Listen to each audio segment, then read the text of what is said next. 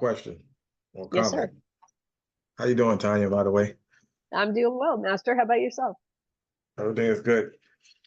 What are I'm trying to figure like what are business brokers doing to, I guess, stay on top of mind when they are approaching business owners, after the fact?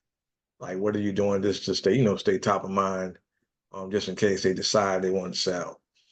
And also like it's a business owner that owns the meat market where I live at, but he had a heart attack. I found out about, and he owns two locations. So what type of questions that you have you have to like prospecting just in case if something like that happens, they'll be able to sustain their business because once that happened, the business just closed. Like no one was able to take over the business and keep it running. And he's been around for Well, like 30 something years.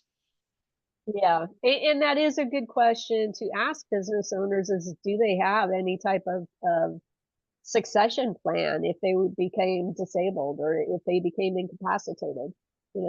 Could somebody else operate the business for them?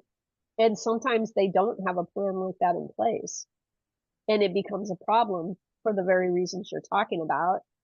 They have an illness or some catastrophic, a heart attack, something like that, and now they're completely unable to operate their business. If they don't have employees or family members or somebody else who can step in and continue the business operations, then at that point, the business does close down typically. Right. It's Yeah. also not saleable at that point. I had somebody come to me, her husband had owned a chiropractic practice. And while he was still living, we could have sold that chiropractic practice. Even immediately following his death, we probably could have taken that book of business and sold it. But she waited.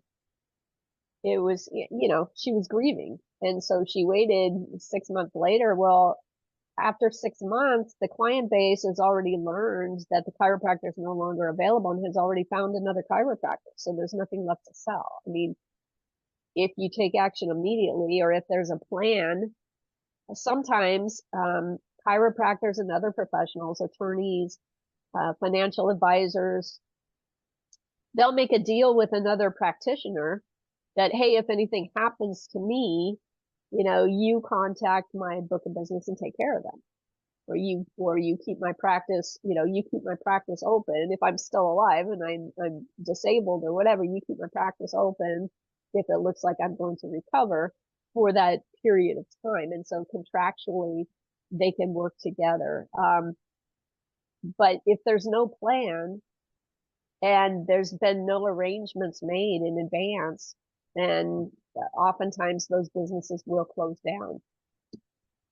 Because by the time the relatives, by the time the spouse or whatever gets past the grief and ready to take action, it's too late. Okay. It's good to know. Yeah, thank you. Yeah. Yeah.